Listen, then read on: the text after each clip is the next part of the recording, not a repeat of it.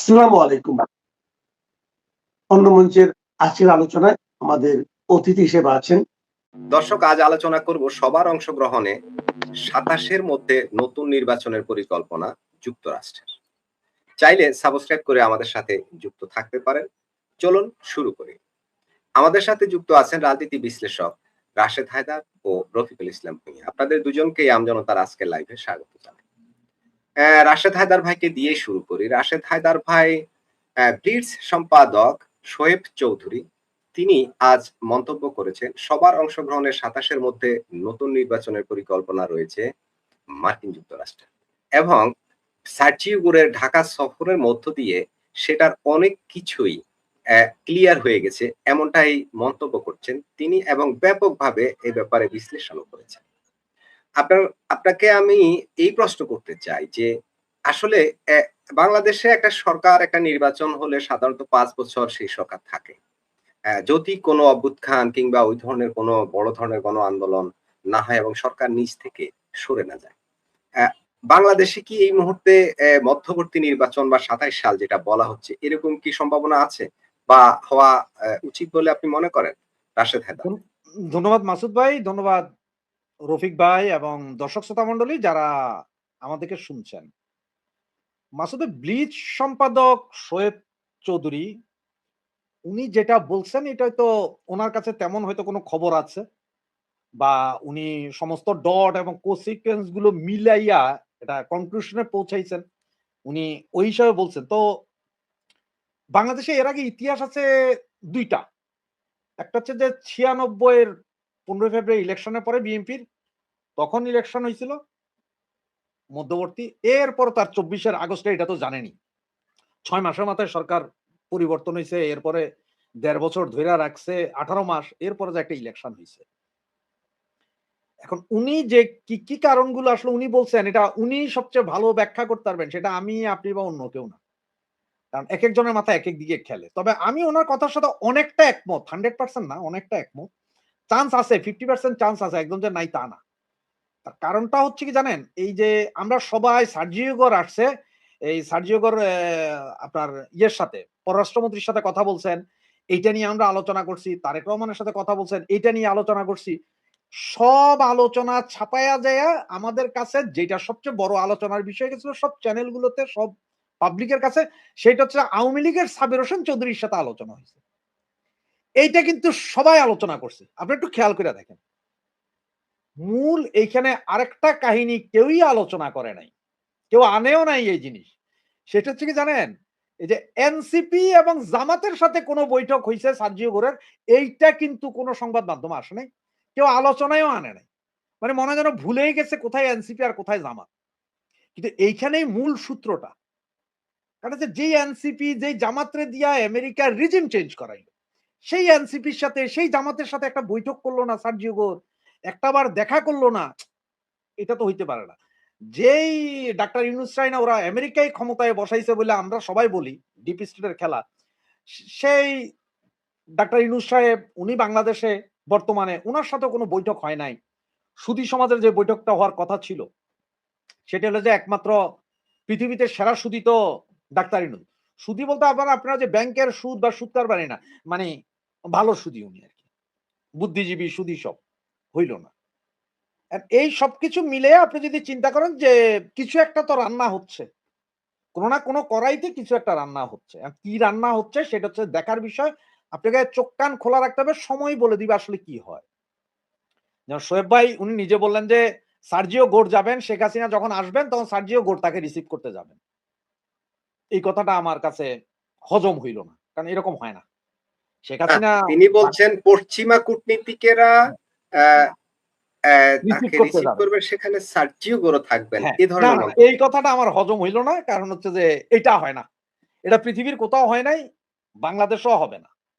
আর ঘটনা হচ্ছে যে এই ধরনের প্রত্যাবর্তন শেখ হাসিনা এবার ৩য় বার। উনার 3rd টাইম প্রত্যাবর্তন।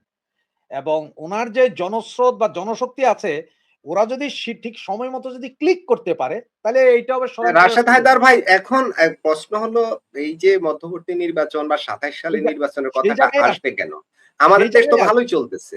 না, না, এই সেই জায়গায় ২৭ সাল আসি না। নির্বাচনের কি এমন প্রয়োজনীয়তা না, দেখা দিবে? ভালো চলতেছে না, ভালো চলতেছে না। আজকে যদি আপনার সারাদিন আপনার পেপার, পত্রিকা, টিভি চ্যানেলগুলো খুলে দেখেন, গত ১ সপ্তাহ ধরে লম্বা লাইন গ্যাসের জন্য।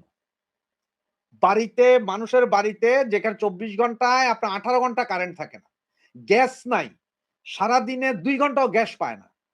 আবার যাদের এখন প্রিপেইড মিটার যাদের আছে গ্যাসের, আমি জানি না আপনাদের ওইদিকে কি অবস্থা, আমাদের এদিকে প্রিপেইড মিটার যাদের আছে, আমি আগে ৳১৫০০ কার্ড ঢুকাইলে আমার ফ্যামিলি পুরো মাস চলে যেত। প্রতি মাসে আমার একটা নির্দিষ্ট সময় ২-১ দিন আগ পর ৳১৫০০ ঢুকাইতে হইতো। এছাড়া চলত না। আর এখন গত ৬ মাস আগে একবার ৳১৫০০ ঢুকানোর পরে ৩ মাস ভরা হইছে, এরপর ৳১৫০০ করে ওই টাকাই কাটে না। তার কারণ হচ্ছে গ্যাস চুলায় তো কাজই করতে পারতেছি, সিলিন্ডার গ্যাস কিনে এনে কাজ করতে হয়। কিন্তু আমার একটা সরকারি একটা চার্জ, সারচার্জ আছে যে মিটার চার্জ, অমুক চার্জ, এইটার জন্য ৳৩০০, এইটা ঢুকাইতে গিয়ে প্রবলেম হইতেছে। আমার মিটারে জমা রইছে টাকা, কিন্তু আমার আবার নতুন করে দিতে হচ্ছে। বাজারে গেলে আপনার কাঁচামরিচ থেকে শুরু করে বেগুন থেকে শুরু করে সবকিছুর দাম ঊর্ধ্বমুখী। অনেকগুলা ভিডিও দেখছি। এখানে মহিলারা বলতেছে খুব কষ্ট হচ্ছে। ওরা কোনো বাজে কথা বলে না। সরকারের দোষ, ওরা বলতে কষ্ট হচ্ছে। কিনতে পারতেছি না। তো সব নিয়া পাবলিকের ভিতরে কিন্তু একটা ক্রোধ আছে। কিন্তু এই ক্রোধটাকে কাজে লাগাইয়া ইলেকশন পর্যন্ত নিয়া যাইতে এইখানে যে মেকানিজমটা দরকার বা এইখানে যারা কথা বলে এইটাকে উৎসাহ দিতে পারবে, সেই ধরনের লোক এই মুহূর্তে বাংলাদেশে নাই। কাজে দেখেন কোন নেতা কেউ এটা নিয়ে খুব একটা কথা বলে না। কিছু হঠাৎ কিছু লোক কথা বলতেছে, যেমন আপনার এই ট্যাক্সি ড্রাইভার, রিক্সা ড্রাইভার। উনাদের এই ভয়েস গুলা সকলের ভয়েস, কিন্তু এটাকে কাজে লাগানোর মতো। কাজে লাগানোর মতো হয় না। যেমন আপনি ফুটবল খেলায় দেখছেন? নেইমার, মেসি, এরপরে আপনার এমবাপ্পে। ওরা কিন্তু সারা মাঠ ৯০ জি, মিনিট দৌড়ায় না। রাশেদ হায়দার ভাই ওদিকে যাব না। আমি এই যে বলছেন, আমি তো বলছি দেশ বেশ ভালোই চলছে। দেশে একটা স্থিতিশীলতা আছে, একটা নির্বাচিত সরকার আছে।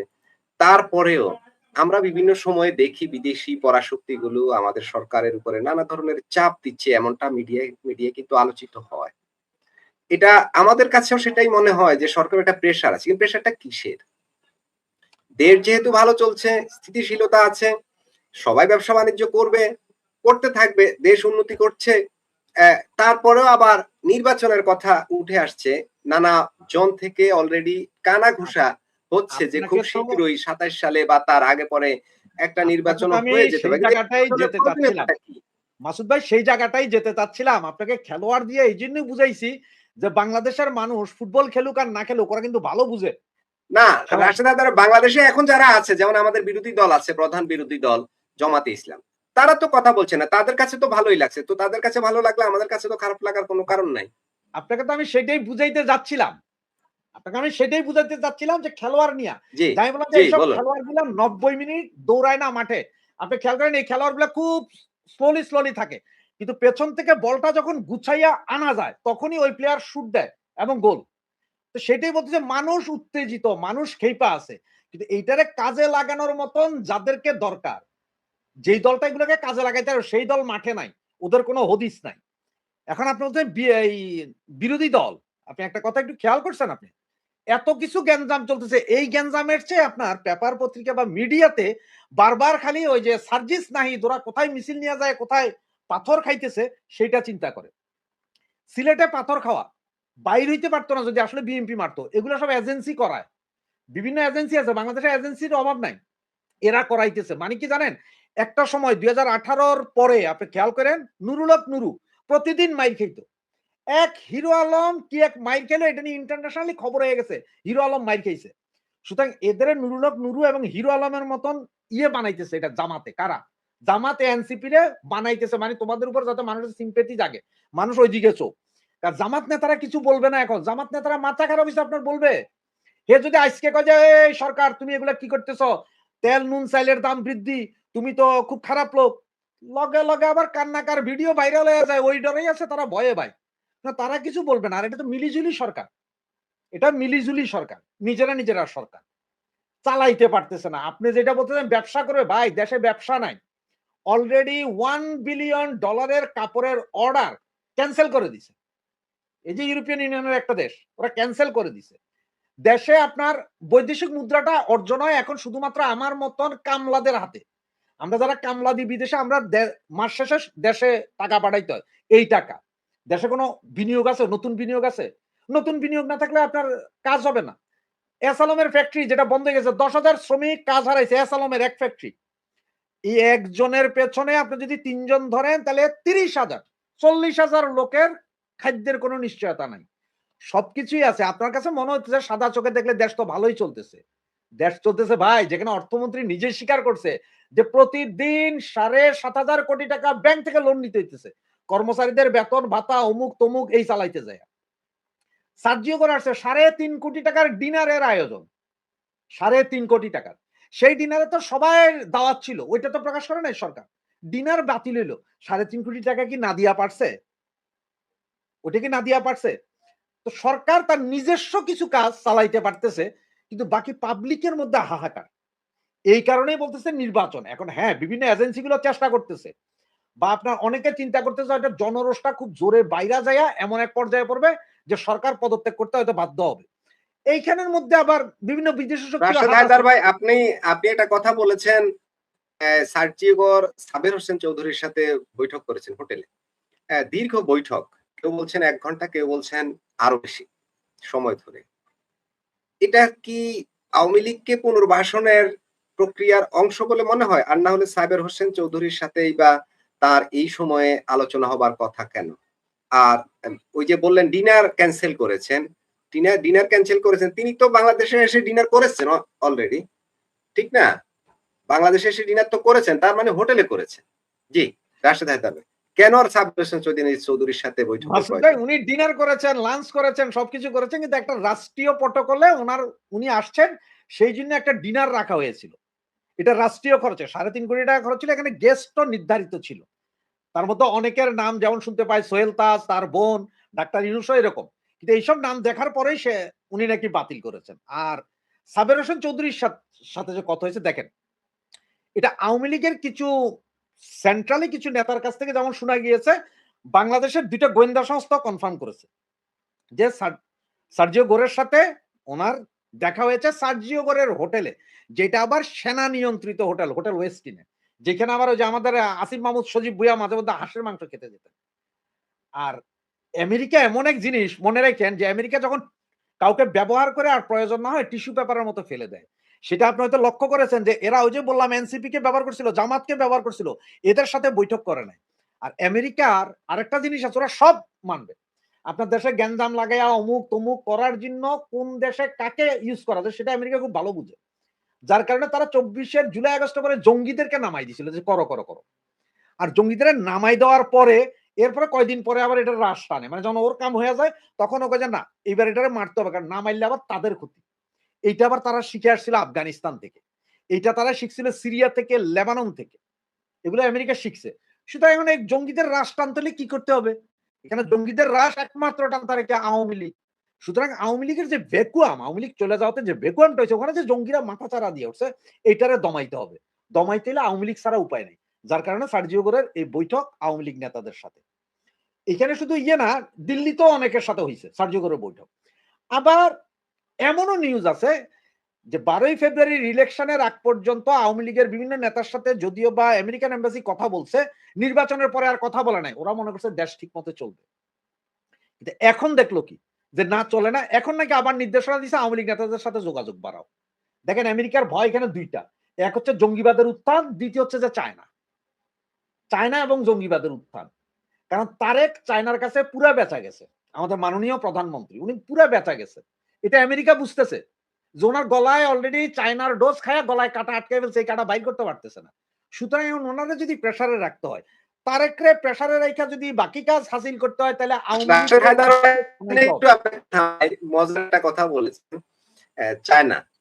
এখন চায়নার ২ টা বড় কোম্পানি যেগুলোর উপরে মার্কিন যুক্তরাষ্ট্রের নিষেধাজ্ঞা আছে, ওই ছোট কোম্পানিকে চায়না ঠেলে দিয়েছে বাংলাদেশে ইনভেস্ট করার জন্য। এটা কি চায়না একটা রাজনীতি করেনি? কৌশল নেয়নি যে আগে তোদেরকে টাকা দেব না বা তোদের এখানে ইনভেস্ট করব না? তাই চায়না কি জানে না যে এই কোম্পানিগুলো এখানে আসলে মার্কিনদের নিষেধাজ্ঞার কবলে বাংলাদেশ পড়বে? চায়নার এই কোম্পানি এগুলো চায়না সব ভালো করে জানে। আপনি কি মনে করেন যে এই যে রাশিয়া যে বাংলাদেশকে একটা অফার দিছে যে তোমাদের সাথে সমস্ত লেনদেন, ব্যবসা-বাণিজ্য আমাদেরকে ইন্ডিয়ান রুপিতে করতে হবে। আপনি কি মনে করেন যে এটা আমেরিকার ইয়েস নো ছাড়া হয় নাই? আমেরিকার কি ব্যবসা রাশিয়ার সাথে নাই? রাশিয়ার সাথে ব্যবসা আছে আমেরিকার। হাজার কোটি ডলারের ব্যবসা আছে। ভারতেরও ব্যবসা আছে। তা আপনি কি মনে করেন এগুলার কোনো ইঙ্গিত নাই? সবকিছুতেই ইঙ্গিত আছে। আপনার সবকিছুতে। এটা জিওপলিটিক্স এর এমন এক খেলা। না, রাশেদ হায়দার ভাই, রাশিয়ার সাথে তো রুপিতে এর আগেও বাংলাদেশের লেনদেন হয়েছে। আওয়ামী লীগ সরকারের সময় ভারতের সাথে রুপিতে লেনদেন হয়েছে। না, সেটা ছিল এরকম ঘটনা তো অন্যভাবে। ঘটেছে। না, সেটা ছিল অন্যভাবে। যেহেতু রাশিয়া থেকে ডলারে পরিশোধ করা যাইতেছে না, তখন ভারতের কাছে অনুরোধ জানিয়েছিল বাংলাদেশ যে, আমরা তো ঋণগ্রস্ত হয়ে যাব যদি টাকাটা না দিতে পারি। সুতরাং তোমাদের সাথে তো ডিরেক্ট ব্যবসা আছে। তোমরা রাশিয়ারা বলো যে, আমরা রুপিতে দিয়ে দিচ্ছি। কারণ তোমাদের সাথে তো আমাদের লেনদেনের সমস্যা নাই।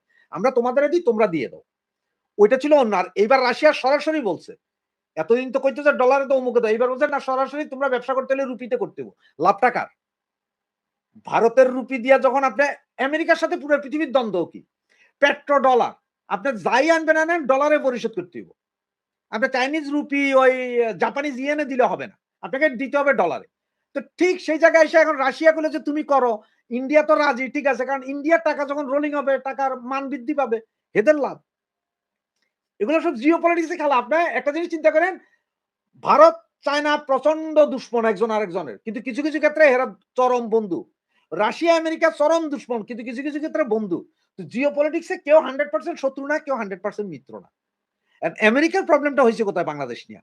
আমেরিকা দেখতেছে চায়নার দিকে তো চরম ঝুঁকে যাইতেছে। কারণ হচ্ছে দেখেন, পাকিস্তান পারছে বইলা যে বাংলাদেশ পারবে তা না। পাকিস্তান চায়নার লগে আর আমেরিকার লগে বন্ধুত্ব রাইখা ২ জায়গায় বেইমানি করে কিছু হয় না। এইটা বাংলাদেশের ক্ষেত্রে না। কারণ পাকিস্তান ভৌগোলিক কারণে পাকিস্তান এমন এক জায়গায়, আমেরিকা বেইমানি করলেও পাকিস্তানের দরকার। কারণ ইরানরে ঠেকাইতে হইব, আফগানিস্তানরে ঠেকাইতে হইব, ওই সেই। তো বাংলাদেশে ওইভাবে না। আপনি এটা জানেন, এখন আপনার এই চ্যানেলের মাধ্যমে বইলা দেয়, অলরেডি বেইলি ব্রিজ গত ১ মাস আগে চট্টগ্রাম বন্দর হয়ে পার্বত্য চট্টগ্রামে চলে গেছে। Bailey bridge. যেইটার দ্বারা যেই ব্রিজ শুধু নাফ নদীর উপরে লাগবে। এটা হচ্ছে যে আপনার ২৮ মিটারের একটা বেইলি ব্রিজ। যেটা প্রতিস্থাপন করতে ২ ঘন্টা লাগবে আমেরিকান সেনাবাহিনীর। সব রেডি। এখন শুধুমাত্র তারা যেদিন সিদ্ধান্ত নেবে সেদিনই মারবে এই বেইলি ব্রিজ সরাসরি। যেই করিডোর চাইছিল, এতদিন দেন নাই। এখন কিছুই বলতে পারতেছেন না। চায়নাও চাইছে, এই বেইলি ব্রিজও প্রতিস্থাপন করে ফেলবে আমেরিকা। এটা একদম সিউর থাকেন, আপনারা অল্প কিছুদিনের ভিতরে এই বেইলি ব্রিজ দেখতে পাবেন। চায়না এবং চায়নার তো না, এটা আমেরিকার বেইলি ব্রিজ, যেটা দিয়া যাবে। ওরা যাবে, সামরিক সরঞ্জাম যাবে, সবকিছু। এটা অলরেডি চিটাং বন্দরের থেকে পার্বত্য চট্টগ্রাম পৌঁছে গেছে। এটা নাফ নদীর কাছেই লাগবে। এবং আপনি জি, একটা জিনিস কি খেয়াল রাশেদ হায়দার। করেছেন মাসুদ ভাই? ওই যে আপনার জি, বলুন। রোহিঙ্গা ক্যাম্প দেখতে গেছিল সার্জিও গোর। রোহিঙ্গা ক্যাম্পটা চলে জাতিসংঘের অধীনে। জাতিসংঘের অফিস আছে ওইখানে। ও জাতিসংঘের অফিসে পর্যন্ত যায় নাই। সার্জিও গোর নিজে ব্যক্তিগতভাবে আরো কিছু লোক নিয়ে দেখে চলে আসছে। তার মানে ওরা ২ পয়সার দামও দেয় নাই জাতিসংঘরে। যে তুই কে জাতিসংঘ, বাদ দে। এগুলো সব ডট গুলো মিলান, তাইলে বুঝা যাবেন যে শোয়েব চৌধুরী যে বলছেন যে আগামীতে ইলেকশনের একটা সম্ভাবনা আছে, তবে হ্যাঁ সম্ভাবনা আছে। কিন্তু সেই ইলেকশন নিতে হলে আওয়ামী লীগকে ঘুরে দাঁড়াইতে হবে। আওয়ামী লীগকেই পরিস্থিতি তৈরি করতে হবে, না হলে ইলেকশন হবে না। সোজা হিসাব। ধন্যবাদ মাসুদ ভাই। জি, রাশেদ হায়দার ভাই, আমি রফিক ভাইয়ের কাছে একটু আসি যে রফিক ভাই রাশেদ হায়দার ভাইয়ের কথা শুনলেন। কিন্তু এই জল্পনা কল্পনা বা হঠাৎ এই কথাটা উঠে আসলো যে ২৭ সালে মধ্যে আবারও নির্বাচন হওয়ার সম্ভাবনা রয়েছে বা যুক্তরাষ্ট্র এই ধরনের পরিকল্পনা নিয়ে এগিয়ে যাচ্ছে। সেজন্যই সার্জিও গোর এখানে এলেন। এখানে অনেক বিষয়ে সরকারের সাথে দ্বিমত হয়ে গেছে এমনটা মনে হয়। সে কারণে ডিনার পর্যন্ত ক্যানসেল হয়ে গেছে। আবার আওয়ামী লীগ নেতা সাবের হোসেন চৌধুরীর সাথে তিনি একান্তে বৈঠক করেছেন। আবার দীনেশ ত্রিবেদী ভারতের রাষ্ট্রদূত, তার সাথেও ১ ঘন্টার বেশি সময় ধরে তিনি একান্ত বৈঠক করেছেন। যেখানে মার্কিন যুক্তরাষ্ট্রের বর্তমান যিনি রাষ্ট্রদূত রয়েছেন বাংলাদেশে, অ্যা তার ঢোকাও নিষেধ ছিল। মানে 1 to 1 বৈঠক। অ্যা কেন, এবং এই বিষয়গুলো আপনার কাছে একটু জানতে চাইবো যে আদৌ কি ২৭ সালের মধ্যে নির্বাচন বা মধ্যবর্তী নির্বাচন, যে কথাগুলো জল্পনা কল্পনা উঠে আসছে, নানাজন নানাভাবে বলছেন, এই কথাগুলোর ভিত্তি কতটা এবং বাংলাদেশে আদৌ কি এই ধরনের একটা নির্বাচনের প্রয়োজনীয়তা আছে কিনা? দেশ তো ভালোই চলছে। একটা নির্বাচিত সরকার অলরেডি বাংলাদেশে আছে। হ্যাঁ, রফিক ভাই। ধন্যবাদ মাসুদ ভাই, ধন্যবাদ রাশেদ ভাই, ধন্যবাদ দর্শক শ্রোতা সবাইকে শুভেচ্ছা ও স্বাগত। এখন কোন দিক থেকে শুরু করি, কোন দিক থেকে শুরু করি সেটাই তো বুঝতেছি না। আপনি আবার বলতেছেন দেশ ভালো চলতেছে, জি, এমপি ভালো রফিক ভাই হইতেছে, আরেকটু নির্বাচন সাউন্ড বাড়াতে হবে। জি। এর চেয়ে সাউন্ড বাড়ানোটা খুব মুশকিল। আচ্ছা যাক, আ তবে একটা কথা আমি বলি, আমরা বাংলাদেশে এখন যারা সাংবাদিকতা করে তার মধ্যে আমি এই যে শোয়েব চৌধুরীর ইয়েগুলি আমি সবসময় শুনি, তার লেখাগুলি আমি পড়ি। আরেকটা সাংবাদিক আছে এখন বাংলাদেশে নাই। এখন উনি চলে গেছে আপনার বিবিসির যে সাবেক প্রধান ছিল সাব্বির হোসেন। উনার সাক্ষাৎকারগুলি আপনি শুনছেন মঞ্জুর আলম পান্নার আপনার টক শোতে কিন্তু অনেকগুলি সাক্ষাৎকার এবং শোয়েব চৌধুরী এ পর্যন্ত যে কথাগুলি বলতেছে সেগুলির মধ্যে সত্যতা কিন্তু পাওয়া যাচ্ছে। তো এখানে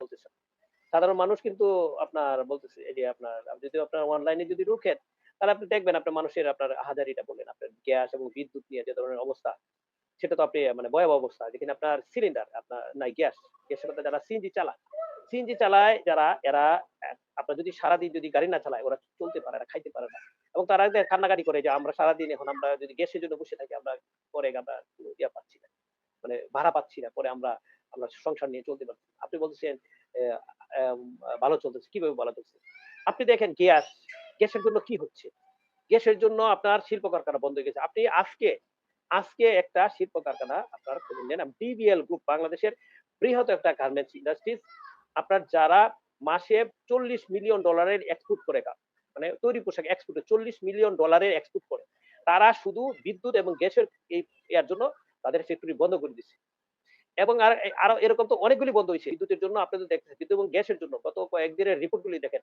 নারায়ণগঞ্জের শত শত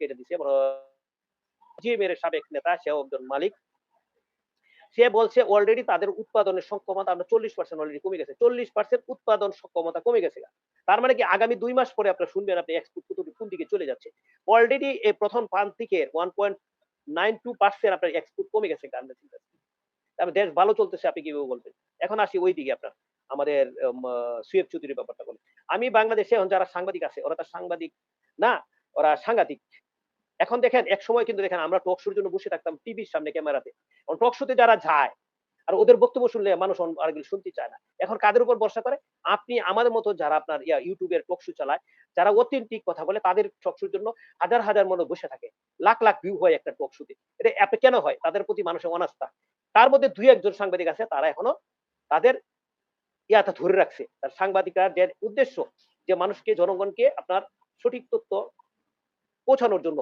সাংবাদিককে সমাজের দর্পণ বলা হয় সেটা শোয়েব চৌধুরীর কথাগুলি কিন্তু একদম ফালানোর কোনো সুযোগ নেই অথবা এটা বলছে 27 সাল না 28 সাল হবে সেটা পরের প্রশ্ন তবে ওনার যে কথাগুলি সাথে মিল আছে এখন আরেকটা জিনিস আছে রাশেদ ভাই যে তথ্যটা দিছে আপনার আমরাও এই তথ্যটা জানি যে আপনার এই যে ত্রিবেদীর সাথে তিনি সিবিডির সাথে আপনার পার্সোনালি বৈঠক করছে এই বৈঠকের জন্য ওনার ডিনারটা পর্যন্ত বাতিল সরকারি ডিনার এটা শুনে এটা কিন্তু হালকাভাবে নেওয়ার সুযোগ নাই সরকারি আপনার ধরনের ডিনার হয় বিদেশ থেকে জন্য গেস্ট আসে মানে গুরুত্বপূর্ণ গেস্ট তাদের জন্য ডিনারের আয়োজন ডিনারে শুধু করে এখানে আপনি খাওয়াইলেন না খালি এটা কিন্তু অনেক বড় বড় লিডার দেশের আপনার রাজনৈতিক নেতা সবকিছুই যায় সবাই যায় এবং সামরিক লোক যায় গোয়েন্দা লোক যায় তারা এখানে একটা আপনার একটা আলাদা একটা আনুষ্ঠানিক ইয়ে করে এটা বাতিল করছে এই বাতিল করার কারণ কি তার মানে কি আপনার মধ্যে সামথিং রং এবং আমি শুনলাম অনেকে বলতেছে যে আপনার এই সার্জিও বুরের সাথে যে দিনেশ টিভির যে আপনার বৈঠকটা এটা কিন্তু অফিসিয়ালি ছিল না আনঅফিসিয়ালি হঠাৎ করে বুঝতে পারছেন আনঅফিসিয়ালি মানে এই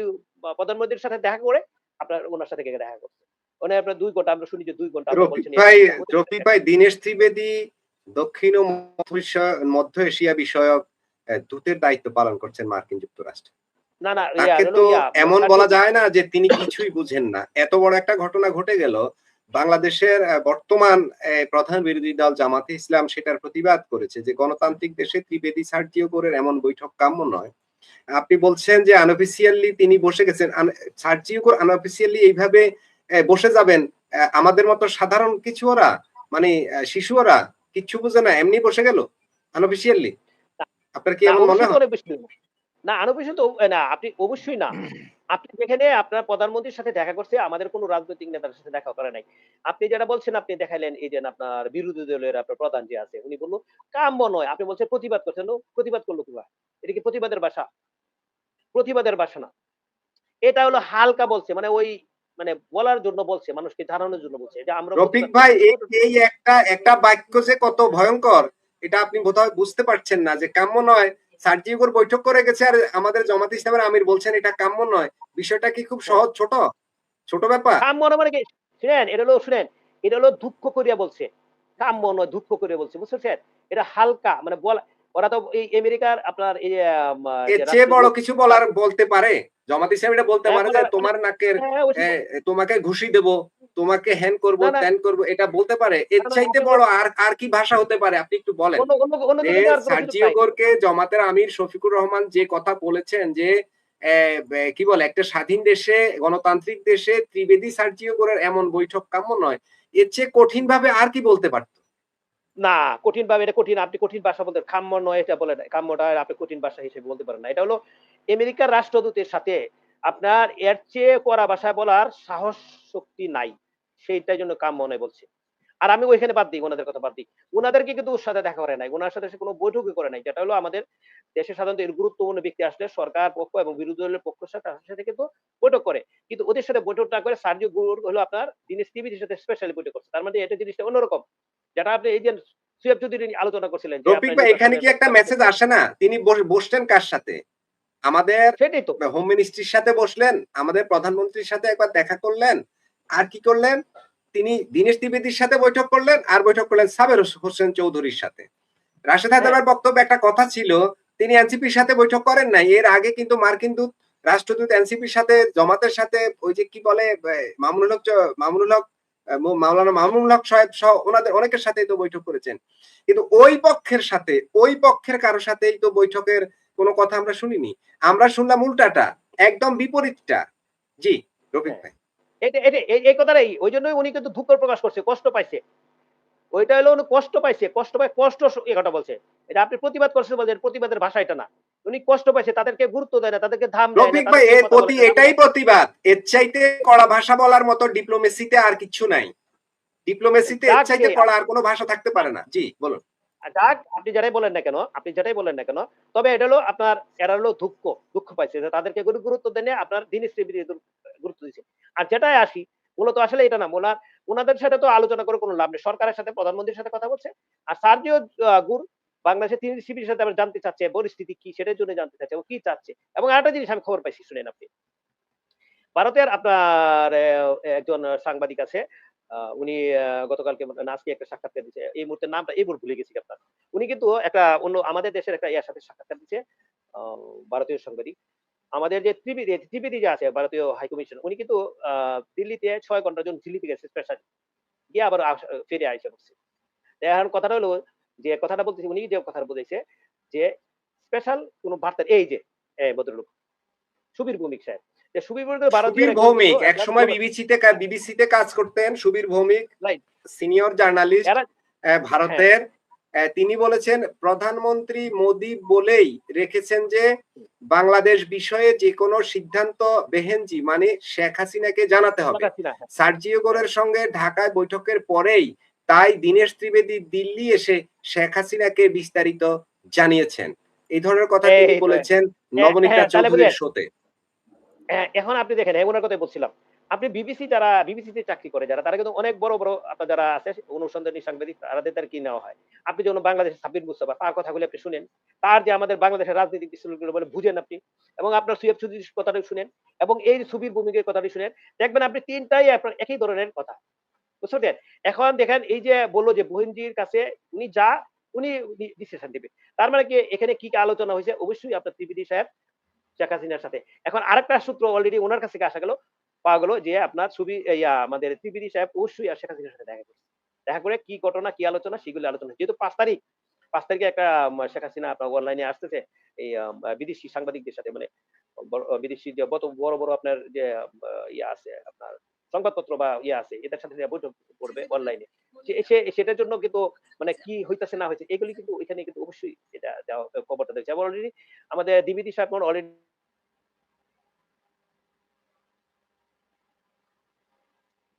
জি রফিক ভাইয়ের কোনো একটা প্রবলেম হচ্ছে। আমরা রফিক ভাইয়ের কাছে পরে আসবো। আমি রাশেদ হায়দার ভাইয়ের কাছে যাই। রাশেদ হায়দার ভাই যে বিষয়টা নিয়ে কথা হচ্ছিল সেটা হচ্ছে রফিক ভাই আবার আসবো আপনার কাছে আবার আসছি। আমি রাশেদ হায়দার ভাইয়ের সাথে একটু কথা বলি।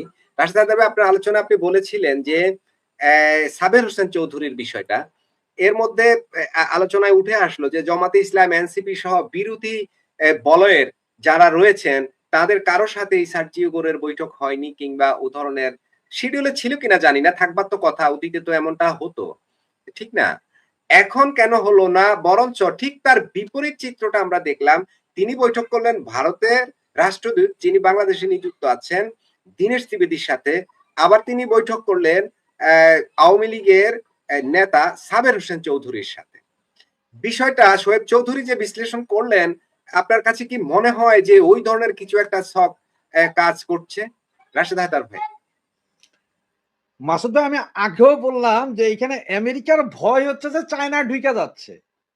আর জামাত আগে এক সময় আমেরিকান লবি যদিও ব্যবহার করতো, আপনারা জানেন কিনা জানি না, এই 24-এর নির্বাচনের আগ পর্যন্ত, 24 বলতেছি, এই 26-এর নির্বাচনের আগ পর্যন্ত 70 জন জামাত শিবিরের লোকজন সরাসরি আমেরিকান এম্বাসিতে চাকরি করত।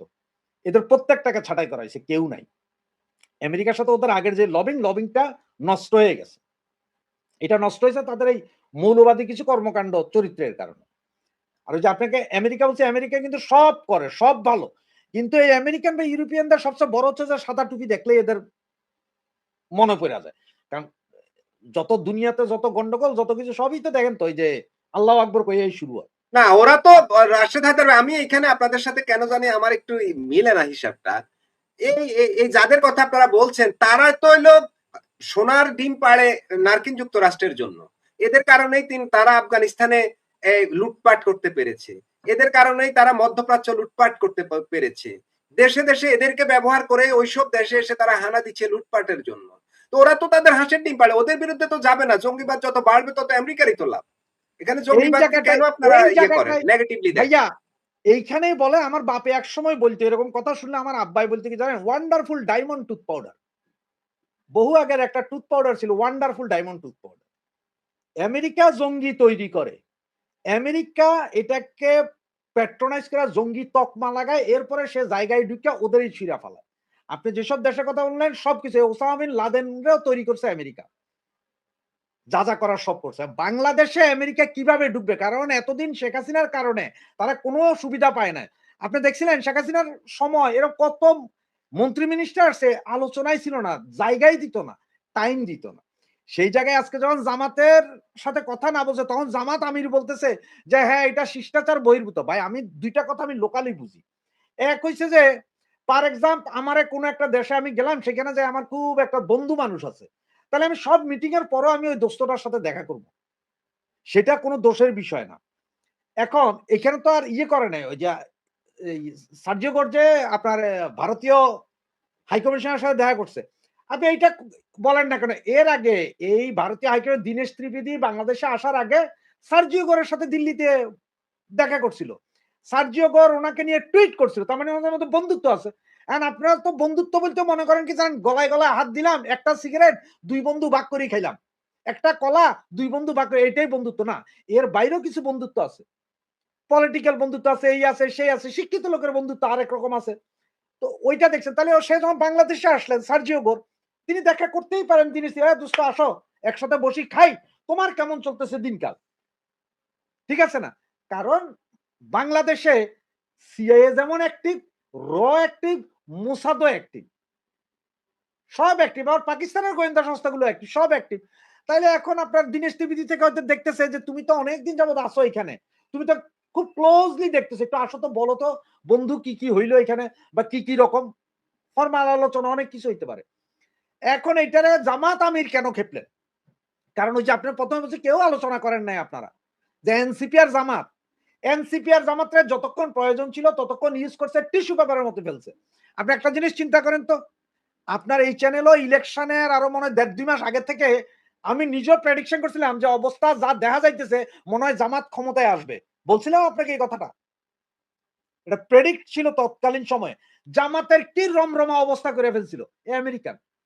ঠিক ইলেকশনের 25 দিন 30 দিন আগ থেকে অন্য এজেন্সিগুলোর খেলায় বিএনপি আইসা গেছে, বিএনপি আইসা গেছে। কারণ জামাতরা আর তখন দেখলো যে জামাত যদি আসে এটা সেকেন্ড আফগানিস্তান হইতে তো কোনো সমস্যা নেই, এটা হবেই।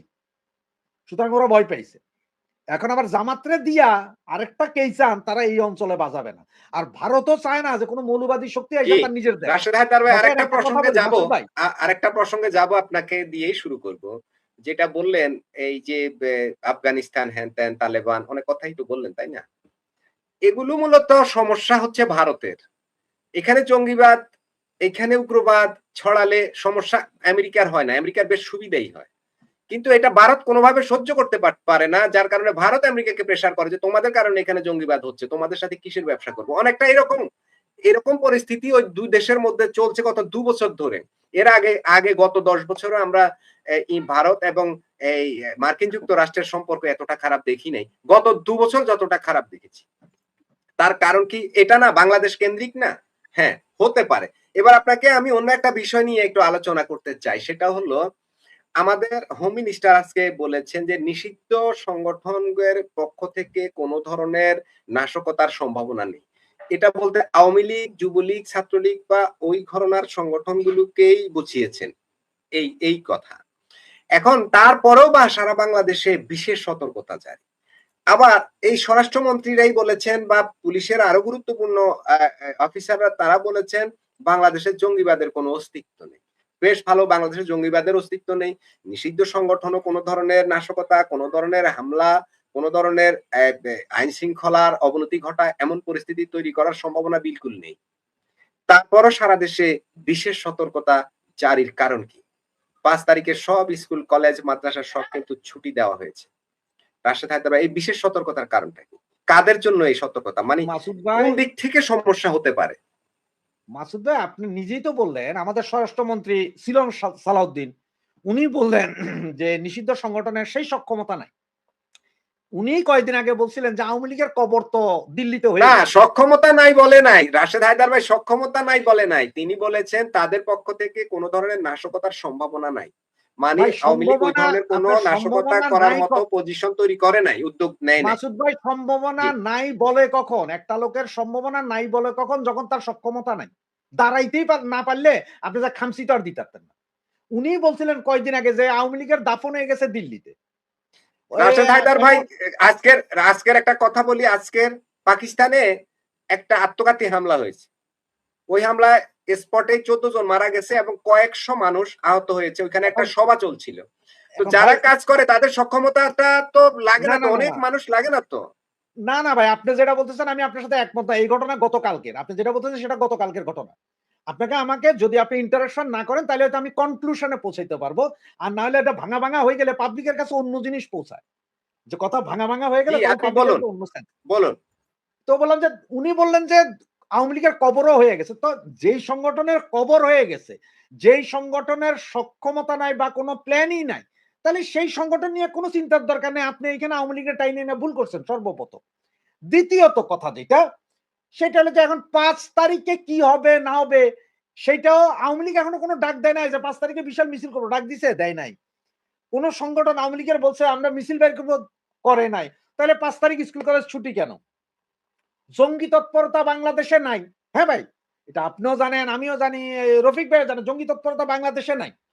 কিন্তু বাংলাদেশে আগে যেগুলো ঘটে নাই, ছাতার ভিতর বোমা, প্রেসার কুকারের ভিতরে বোমা, মেট্রো রেল স্টেশনের ভিতরে বোমা, সেটা আবার বোমা রাখার আগের পরের ৩ ঘন্টার ভিডিও ফুটেজ গায়েব। আবার আজকে আজকে বালুর বস্তার ভিতরে বোমা বিস্ফোরণে ৩ জন আহত, এগুলো সব বাংলাদেশের। মানে জঙ্গিবাদ নাই তো। এগুলো তো বোমা যেগুলো পাইতেছেন আপনারা, এগুলো সব উপর থেকে পড়তেছে, কেউ জানে না। এখন আপনি বলতে পাকিস্তান, দেখেন আওয়ামী লীগ তো পাকিস্তানের মতো টেরোরিস্ট সংগঠন না। আওয়ামী লীগ অতীতেও কখনো জ্বালাও পোড়াও করে নাই, কিচ্ছু করে নাই, নিয়মতান্ত্রিক আন্দোলন করছে, রাজনীতি নিয়মতান্ত্রিক করছে। বিএনপির মতো বাস পড়ায় নাই, গাড়ি পড়ায় নাই, ওই পড়ায় নাই। সুতরাং এরা বিএনপি আলারা বা সরকার মনে করতেছে বাবারে আমরা 2013-14 সালে যে আকামগুলা করছি সেম আকাম যদি আওয়ামী লীগ করা শুরু করে তাহলে তো মুসিবত। আপনি যেটা বলছেন আমি 100% একমত। আকাম করতে 1 লক্ষ লোক লাগে না, 2 জন হইলে হয়। 2 জনে একটা আকাম করতে পারে, পুরো একটা 10 কিলোমিটার রোড ব্লক হয়ে যাইতে পারে। কিচ্ছু লাগবে না। কি লাগবে? আপনি একজন লোক মোটরসাইকেলে বয়ে আছে আর একটা পিছে বয়ে একটা রড দিয়া 3টা গাড়িতে বাড়ি দিলে শেষ, গাড়ির গ্লাস। এই যে আপনার বিভিন্ন ডিস্ট্রিক্ট ওয়াইজে যে গাড়িগুলো চলে, বাসগুলো রাস্তার উপর দাঁড়ায় না রাতে? সব বাস কি আর যায়? কিছু বাস রাস্তার উপর দাঁড়ায় থাকে না? আমি মতিঝিল ফতিঝিলে দেখছি, ফকিরাপুলেও দেখছি। সুন্দর, সুন্দর দামি, দামি বাস দাঁড়ায় আছে। ৩ টা বাসে ৩ টা রড দিয়া বাড়ি দিয়া ওই পেট্রোল ঢাইলা দিলেই শেষ। আকাম করতে বেশি লোক লাগে না। আকাম করা যায়। কিন্তু আওয়ামী লীগ আকাম করবে না। এরপরেও আপনি বলতেছেন যে কেন? আপনার যে প্রশ্নটা সেটা হচ্ছে কেন তাহলে জরুরি নিরাপত্তা? ওই জরুরি সারা দেশে জরুরি অবস্থা। বিশেষ পুলিশকে তা বলা সতর্কতা বিশেষ সারা ওখানে দেশে হ্যাঁ, আইন ওখানে শৃঙ্খলা বাহিনী ট্রান্সটা কি লেখা বিশেষ আছে খেয়াল সতর্কতা করছেন? জারি করেছে। জি। মাসুদ ভাই ওখানে ট্রান্সটা খেয়াল করছেন? কারণ ওই চিঠিটা আপনি আমারে পাঠাইছিলেন আরো ২ দিন আগে। আমাকে হোয়াটসঅ্যাপে দিছিলেন ভাই কি? ট্রান্সটা লেখা আছে যে পুলিশের গাড়িতে হামলা হইতে পারে। পুলিশের গাড়ি ঘোড়াতে হামলা হইতে পারে। এইজন্য পুলিশকে বিশেষ সতর্কতা। তো পুলিশের গাড়িতে হামলা করছে, পুলিশের উল্টা লটকায়া মারছে কারা? কারা? তাহলে কি সেই গ্রুপ দ্বারা হইতেছে? কারণ হচ্ছে আপনি একটা জিনিস একটু খেয়াল করেন তো, এই যে পাটোয়ারি না কোন একটা আছে না যেটা যে সিলেট মিলেট যে পাত্তর মাত্তর খাইছে। হে কিন্তু একটা কথা বলছে কয়দিন আগে। যে ২৪ এর সেসব অস্ত্রধারীরা কোথায়, অস্ত্ররা কোথায়, সব ঐক্য হও। এবং সে কি বলছে তারেক রহমান আপনার পোলাপাইন আমারে পাথর মারছে এটার জন্য মামলাও করুম না, আমি মৃত্যুর আগ পর্যন্ত কারো কাছে বিচার চাইবো না। তবে আমি এটা পার্সোনালি নিলাম তারেক রহমান। এইটার শাস্তি আপনারা পাইতে হবে। তার মানে কি এনসিপি করবে? কোন এজেন্সি মারফত করানো হবে এটা? সেই যে সিম্পেথির কাহিনীতে আসেন আবার যে এনসিপি রে মাইর খাওয়ায়া এমন একটা জিনিস মানুষের সামনে তুলবে যে আরে দেখো এটা সিম্পেথি যেটা আওয়ামী লীগ পারে নাই। জাতীয় পার্টির সাথে আওয়ামী লীগ বিরোধী দল বানাইছিল জাতীয় পার্টিতে, কিন্তু মন্ত্রিত্ব দিছে, এদের লগে রাস্তাঘাটে মারামারি করে নাই। বিএনপি কিন্তু টেকনিকটা ভালো দিছে, এদের ৭৬টা আসন দিছে, আবার মহিলা আসনও দিছে। আবার দেখা যায় দেখো দেশে তো একদম বিশাল বিরোধী দল আছে, এদের লগে আমাদের মারামারি চলে, সরকারি দল বিরোধী দল আইওয়াস আপনাদেরকে নাটক দেখাইতেছে, আপনি এখনো বুঝতে পারেন না। আর জামাত এনসিপি রে দাঁড়া করে দিয়েছে। জামাতের কথা যে ভাই আমাদের তো দুর্নাম বেশি হয়ে গেছে, এই নারীগঠিত দুর্নাম থেকে আমরা দাঁড়াইতে পারবো না, সুতরাং এনসিপি তোমরা এমন দেখাও যে তোমরা বিশিষ্ট বিরোধী দল। এইরকম বিরোধী দল আর বাংলাদেশের ৫৪ বছর আসে নাই। এগুলা দেখাইতেছে। এগুলারে আরো আইওয়াস দেওয়ার জন্য কি এই জরুরি অবস্থা কিনা ইয়ে দিবে কিনা বা জরুরি সতর্কতা কিনা। ৫ তারিখ স্কুল কলেজ বন্ধ কেন? ওই দিন স্কুল কলেজে কি হবে? নাকি আবার আপনারা সেই স্কুল কলেজেই কোন প্ল্যান করছিলেন যে বিমান আইনা ফালাই দিবেন মাইলস্টোন স্কুলের মতো? ইউনুস জমানায় মাইলস্টোন স্কুলে বিমান পড়ছিল না? ওইটা হইতে পারে। নাকি মনে করছেন যে ৫ই আগস্ট আবার এবার আপনার বিরুদ্ধে পোলাপান্ডে খেপাইতারে এনসিপি? কোনটা? এখানে আওয়ামী লীগ নাই। আওয়ামী লীগ সন্ত্রাসী সংগঠন না, কিন্তু আওয়ামী লীগরা বারবার উস্কানো হচ্ছিল যে আওয়ামী লীগ এমন কিছু করুক যাতে ইন্টারন্যাশনালি প্রমাণ করা যায় যে আওয়ামী লীগ একটা সন্ত্রাসী সংগঠন, যার কারণে তাকে আমরা ব্যান করে রাখছি। তো ওই লাইনটাই চিন্তা করেন না কেন? অনেক চেষ্টা হইতেছে, অনেকভাবে চেষ্টা হইতেছে। এত অত্যাচার আওয়ামী লীগ নেতা কর্মীদের উপরে, এটা হচ্ছে যে তোমাদের পিঠ দেওয়ালে ঢেকে গেছে, তোমরা রাশেদ এসে হায়দার দিকে ভাই রাশেদ হায়দার ভাই কদিন থেকে বিভিন্ন জায়গায় বোমা পাওয়া যাচ্ছে। এটা তো সত্য নাকি? আইন শৃঙ্খলা ওইটা তো আপনাকে বাহিনী বললাম ভাই। সেগুলো উদ্ধার করে, সেগুলো আবার নিষ্ক্রিয় করে, কোথাও, কোথাও সেগুলো আহত হয়ে এই যে আজকেও খবর আছে বরিশালে ৩ জন আহত। এই যে ঘটনাগুলো, এই ঘটনাগুলো কারা ঘটাচ্ছে? এটা কি আন্তর্জাতিক কোনো সংগঠন? আন্তর্জাতিক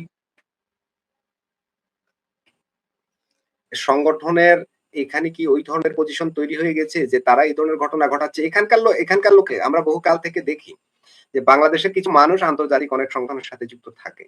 তো ওইসব সংগঠনের দ্বারাই কি এই কাজগুলো হচ্ছে? নাকি এগুলো আসলে দেশের অভ্যন্তরীণ কিংবা এগুলো পরিকল্পিত নাটকীয়? কি মনে হয়? মাসুদ ভাই, আইডি এবং এআইডি এই ২ টা জিনিস তৈরি করতে পারে সেনাবাহিনীর এক্সপ্লোসিভ ডিভাইস যারা ইউজ করে, শিক্ষা আছে তারা তৈরি করতে পারে, এবং আপনার আমাদের আশপাশে পাকিস্তানি জঙ্গি সংগঠন যেগুলো আছে, এই লস্করি তৈয়বা টৈয়বা এরা তৈরি করতে পারে, এবং এদের ট্রেনিংটা আবার পাকিস্তানের আইএস। তা বাংলাদেশে যে কতজন ঢুকছে কতজন বাইরেছে এটা কোনো হদিস নাই। এখন এর আগে আপনার লস্করি তৈয়বার বড় বড় ২ জন নেতা আমাদের বর্ডার এরিয়ায় ঘুরে গেছে, ওরাও ঘুরে গেছে, এখনো অনেকেই আছে। আর আপনি একটা জিনিস খেয়াল করেন যে বাংলাদেশে এ পর্যন্ত প্রায় ১৭ জন পাকিস্তানি, চাইনিজ, আমেরিকান এবং টার্কির গোয়েন্দা সংস্থার লোক মারা গেছে, হাই প্রোফাইল এরা। এদের লাশও কেউ দেখে নাই, কোনো পোস্টমর্টেম হয় নাই, সরাসরি নিয়ে গেছে। এটা আপনি গত ২ বছরে দেখছেন, এখনো গিজ করে। কে যে কোনটা কি দিয়া বানায় দিতেছে সেটা এখন আমি কিভাবে বলবো? এই যে আমরা বলি যে স্নাইপার দিয়ে মারছে, স্নাইপার তো হচ্ছে যে সেনাবাহিনীর লোকজন স্নাইপারের কাজ করে। আপনি গতকালকে একটা ভিডিও ভাইরাল হয়েছে, সেনাবাহিনীর অবসরপ্রাপ্ত এক কর্মকর্তা বলছে যে ওনারা ওই ওনাদের ক্লাবে, সেনা ক্লাবের উপরে ওনারা মিটিং করছেন, 3 তারিখে ওনারা সাংবাদিক সম্মেলন করছেন এবং 3 তারিখে ওনারা নেমে গেছেন। ওইসব লোকজনগুলোই যে এখন করতেছে না। এই যে সেনাবাহিনীর অবসরপ্রাপ্ত লোকজনের মধ্যে কি আপনার মৌলবাদ শক্তি নাই? 100% আপনি বলেন সবাই দেশপ্রেমিক, সব দেশপ্রেমিক ছিল, নাই। এবং আমার দেশে কি নাই এই মৌলবাদী শক্তি, যারা এই জিহাদি শক্তিতে বলিয়ান, যারা মিছিল করে যে ওই বাংলা হবে আফগান, এগুলো মিছিল করতো। তো এখন আপনারা এই যে বোমা হামলা, তারপর নারী নির্যাতন, শিশু নির্যাতন, এগুলো নিয়ে আপনারা বাইতুল মোকাররমে কি কোনো মিছিল দেখেন? আগে তো শুক্রবার হইলেই এই মিছিলের ঘনঘটা হইতো, সেগুলো আছে এখন আর নাই। তাহলে এগুলো কই? এই যে মসজিদে মাদ্রাসার ভিতরে এ পর্যন্ত 3 বার হইলো বোমা বিস্ফোরণ করে একটা বিল্ডিং সহ উড়ে যাইতেছে। এই এক্সপ্লোসিভ ডিভাইস গুলা কোত্থেকে আসছে? কারা সাপ্লায়ার? এবং সবসময় এটা মৌলবাদী মাদ্রাসা, মৌলবাদীরা কেন জড়িত? অন্য কারো কাছে তো পাওয়া যায় না। এই আপনার পাইপের ভেতরে এআইডি দিয়া টাইম বোমা বানানোর সিস্টেম এর আগে বাংলাদেশে দেখছেন? এই সিস্টেম দেখছেন পাকিস্তানে। আপনি নিজেই বললেন যে ওই যে গতকাল 14 জন মারা গেছে পাকিস্তানে। এটা কারা করতে পারে? এই কাহিনীগুলো তো আপনারা চোখে আঙ্গুল দিয়া বারবার কইলে হবে না যে ভাই অমুকে অমুকে অমুকে। আপনি সোজা বুঝতে পারবেন, আপনি সোজা যে এটা কারা করতে পারে। কারা চিন্তা করে যে মরলে শহীদ, বাঁচলে গাজী, আমরা সবাই মরতে রাজি।